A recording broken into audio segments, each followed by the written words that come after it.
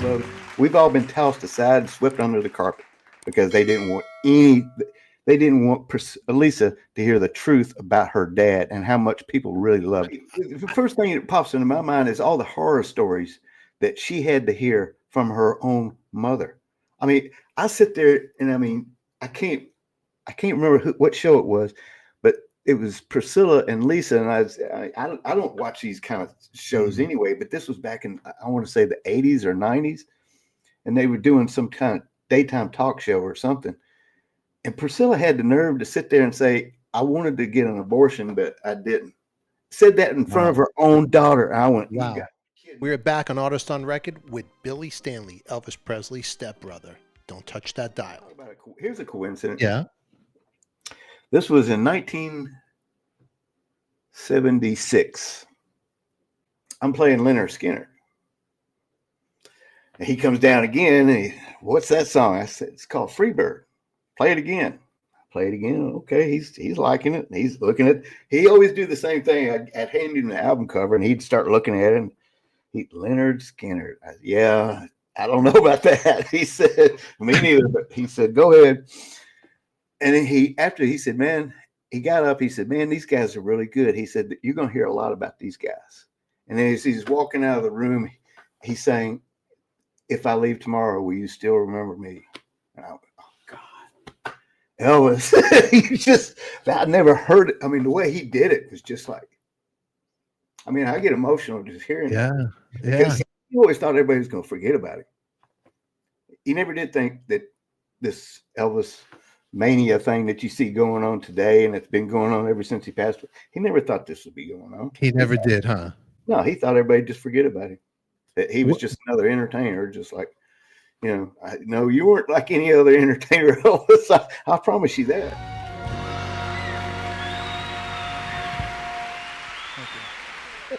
I just, and whatever you guys post, I'll pop it up here. I'm sorry if I missed chats, but you could post. I'm trying to keep an eye on you guys and talk with Billy here. But if you guys are going to say anything that I'm your son, Stefan, or daughter, no, don't do that to me.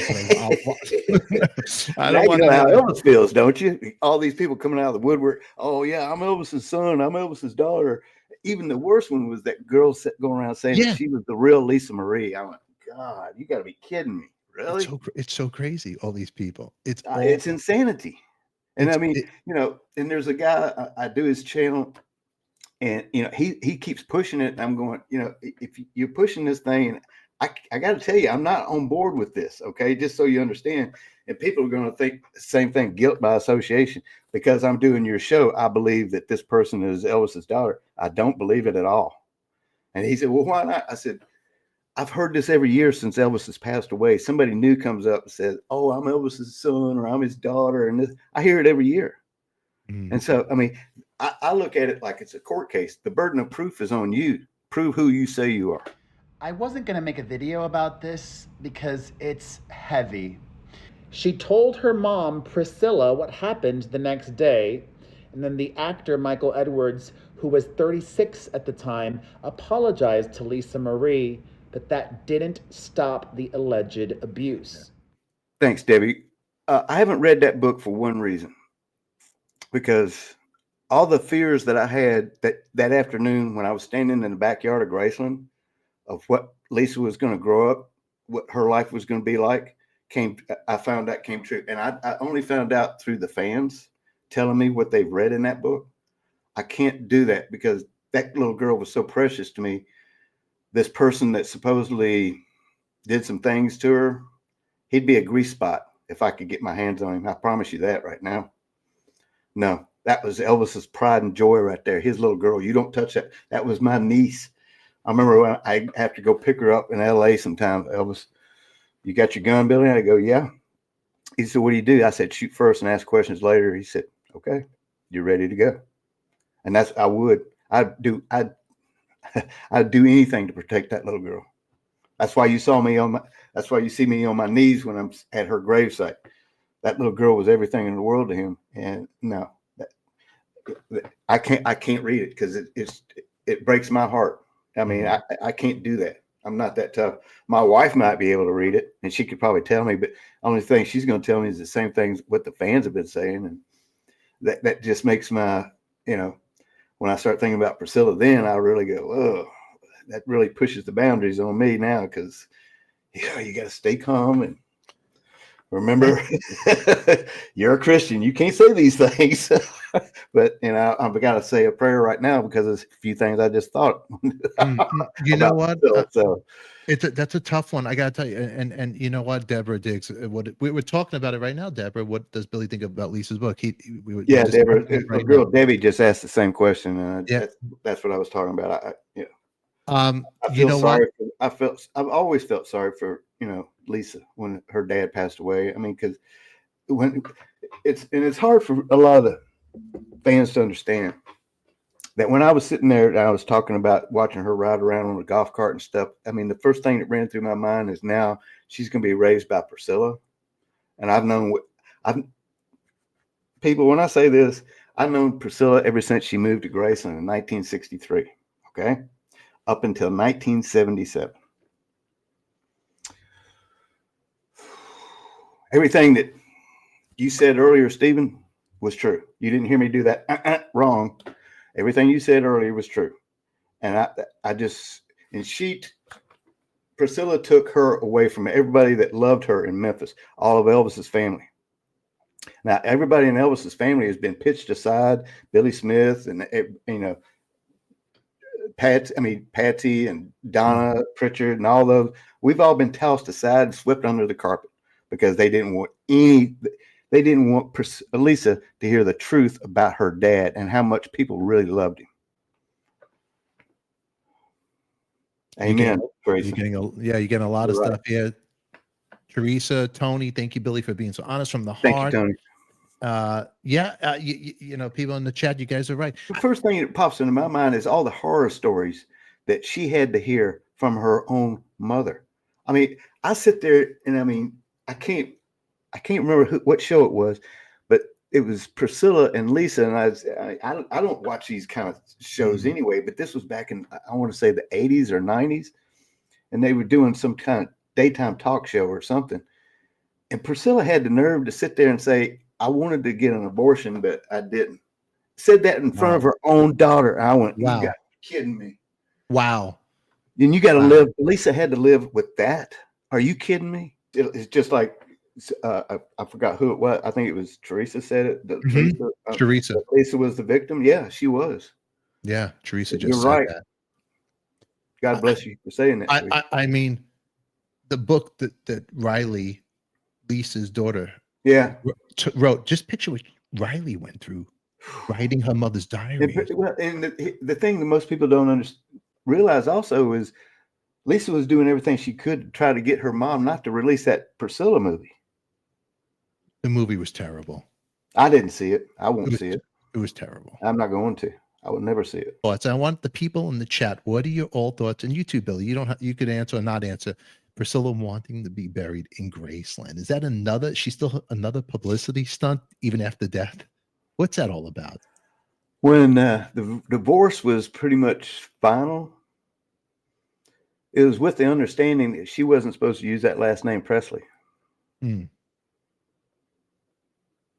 So that right there tells you, should she be buried there too? No. Why? Why should she? That's the ex-wife that he left you. And he never begged you to come back. I promise you that. I know he did never do that. That's a fabrication right there.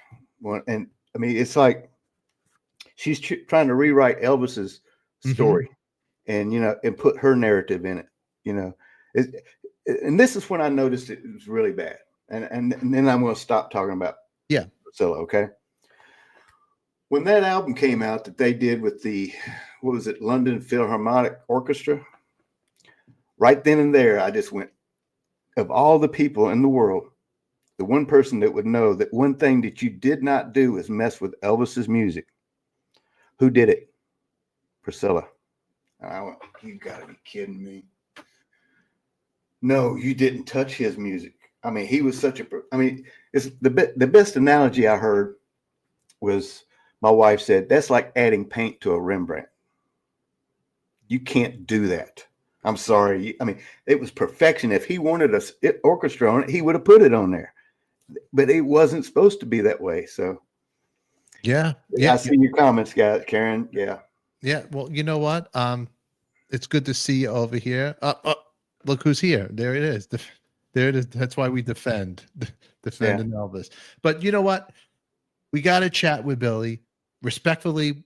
We'll drop the Priscilla conversation. I think the people in the chat all know the story, and the story speaks very loud and clear, even after the people who are not here anymore to defend themselves. But you think about what Lisa had to go through, losing her father, seeing her father, then dealing with the loss of her son. So that poor girl, it's very she's sad. with enough loss in her family in her lifetime. I promise you. Yeah, a lot of losses, and the whole Michael Jackson thing. Good. Oh, that's a whole nother crazy thing. I never got that. And Nicolas Cage, you know, that's a whole. Yeah. Well, see, Lisa called.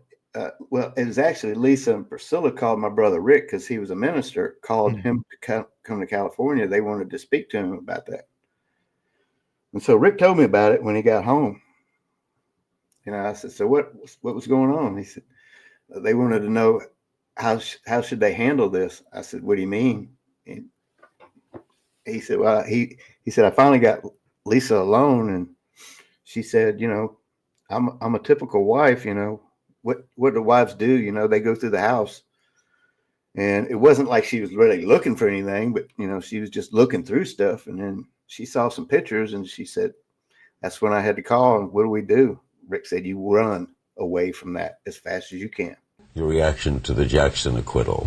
You're going to go there? No, just one question. Your former son-in-law. Yeah. And that's what she did. Like I'm not going any further than that. I'm just saying, saw some pictures, and that was it. I said I was going to ask you what you thought of the marriage to Michael Jackson. There's something very calculating and manipulative about, you know, how he does things. And, you know, I mean, the funniest thing I heard was Jay Leno when it happened. He did his show that night. He said, "You know how you can tell Elvis is really dead? How? Michael Jackson's still alive." That is Mr. Billy Stanley, and you can catch this interview unedited right here on Members Only or in Patreon. In the meantime, make sure you click on your screen for our next episode. Post your comments down below, and we'll be releasing more clips from my conversation with Billy. Make sure you subscribe and hit that notifications tab. Until then, who loves you, baby? We do. Thanks for watching.